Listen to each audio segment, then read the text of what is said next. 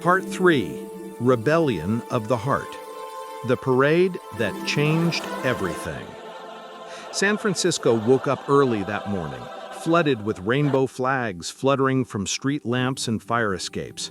It was Pride Sunday, 1978, a celebration that felt especially charged because the city had become both a refuge and a battleground. Joy and danger intertwined like two threads in the same rope. Ben stood behind the Castro Theater, fastening a "No More Fear" armband to his sleeve. His hands shook, not because he was scared, but because he knew something was shifting inside him. He wasn't just marching for himself anymore. He was marching for Lucas, too, for their stolen time, for every hidden night and whispered goodbye. The air smelled like sunscreen and anticipation. Chants echoed in the distance. "Love is love. Love is love." The words electrified him. When he stepped onto Market Street, the crowd erupted. Thousands of people cheering on rooftops, hanging from windows, waving signs with trembling hands. Ben walked with the volunteer group, but his eyes searched endlessly, because Lucas had promised he'd try to come. And then he saw him. Lucas stood near the intersection of 8th and Market, half hidden behind a palm tree, wearing sunglasses and a baseball cap like he was trying to dissolve into the sidewalk. But Ben would have known him even in a hurricane. For a moment, the crowd melted away. The music faded. The world shrunk until only the two of them existed. Lucas lifted his hand, just slightly, a tiny wave, a fragile one. Almost apologetic. Ben pressed his palm to his chest in return. A silent message. "I see you. I still choose you. I'm here." The parade flowed on, but Ben walked taller, louder, freer. For the first time in his life, he marched like a man who had nothing left to hide. And Lucas watched him with a mixture of awe and yearning, as if witnessing a version of himself he never got the chance to become. 18. The letter Lucas couldn't send. That night, after the parade, Lucas sat at his small kitchen table in Pacifica. The salt air pushed through the cracked window, lifting the edges of the paper in front of him. He'd been writing for nearly 4 hours. But 7 pages in, he still couldn't find the courage to mail it. The letter read, "Ben, every time I see you walk through a crowd, I wonder how the world never noticed the light you carry. You looked fearless today. You looked like the man I wish I could have been. I'm writing because I don't know how to say these things out loud. I'm not brave like you. Maybe I was once. Maybe I will be again. I love you. I've never stopped. But my life, my family, the expectations, they have built walls around me that I don't know how to break yet. I want to choose you, Ben. I truly do. I just don't know if I know how." Lucas stared at the words until they blurred. Then he folded the pages, slid them into an envelope, addressed it, but instead of mailing it, he placed it in a shoebox under his bed, with dozens of other unsent letters. Letters filled with unspoken love, longing, and apology. Letters Ben would not see for nearly 40 years.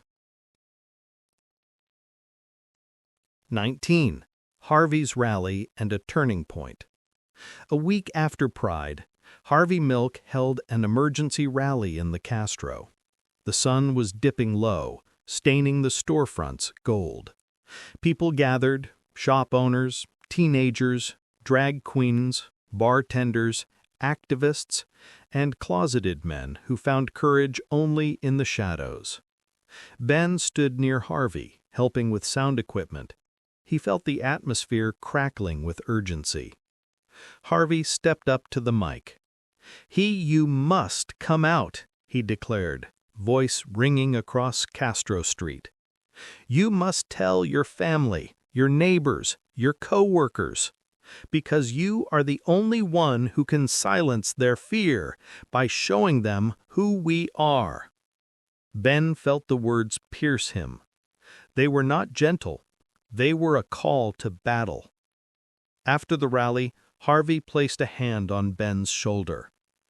"Has someone got your heart?" he asked casually.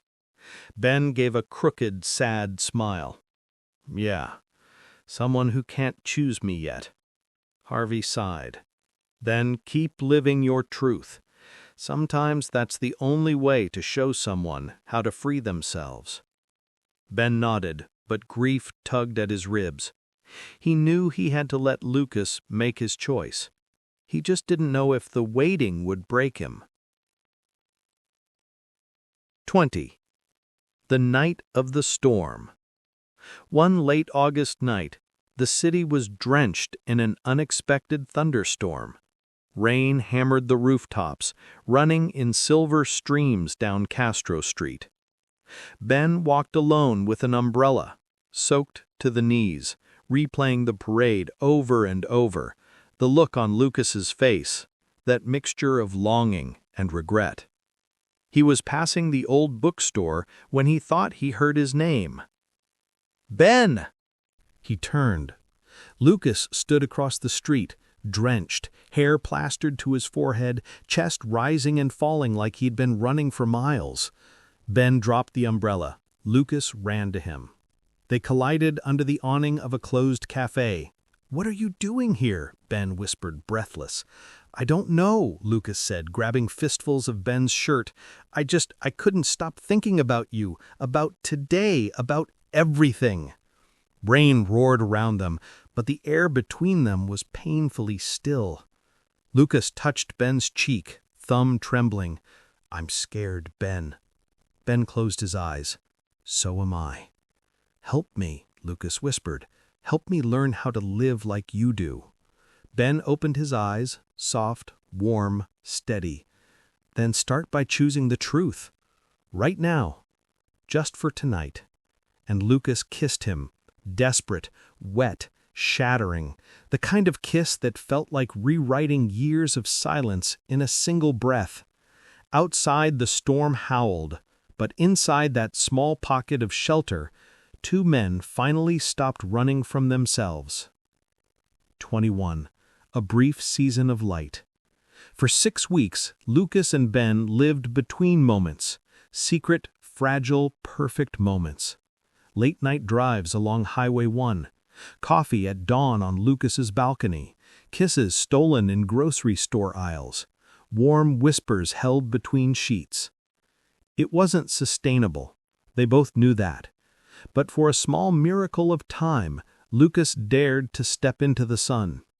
He held Ben's hand in public once, on a quiet street near Noe Valley, only for half a block until panic overtook him. But Ben remembered it forever. It was proof that Lucas's heart wanted to be brave, even when his mind wasn't ready. 22. The breaking point. One evening in late September, Lucas sat on the edge of the bed, tying his shoes. His hands were shaking. "What's wrong?" Ben asked softly. Lucas swallowed hard. "My wife found one of the letters." Ben froze. "She didn't read it," Lucas added quickly, "but she saw my handwriting. She asked who I was writing to." "And what did you say?"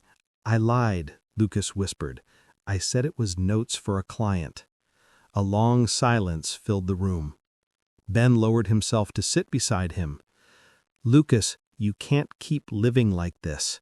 You're going to destroy yourself and me." Lucas covered his face with both hands. I know. I'm not ready to lose my family, my daughter, my reputation, everything I've built." "But you're willing to lose me?" Ben asked quietly, voice breaking. Lucas didn't answer. He didn't have to. The silence answered for him. And in that silence, everything shattered. 23. The last letter, unsent. 2 days later, Lucas ended it, not with cruelty, but with anguish. Ben received one final letter on his doorstep, Hand-delivered, but unsigned. Ben, loving you was the most honest thing I have ever done. And that is exactly why I have to let you go. If I stay, I will keep hurting us both. You deserve someone who will stand beside you in daylight, not a man trapped between two lives. I hope someday I can be the man you deserve. I will love you until my last breath. L. Ben read it twice, then tucked it into a box with all the others. He cried only once, silently, leaning against the door Lucas had walked through, the smell of rain still clinging to the air. The Castro neighborhood went on, alive and vibrant. But inside Ben, something went quiet.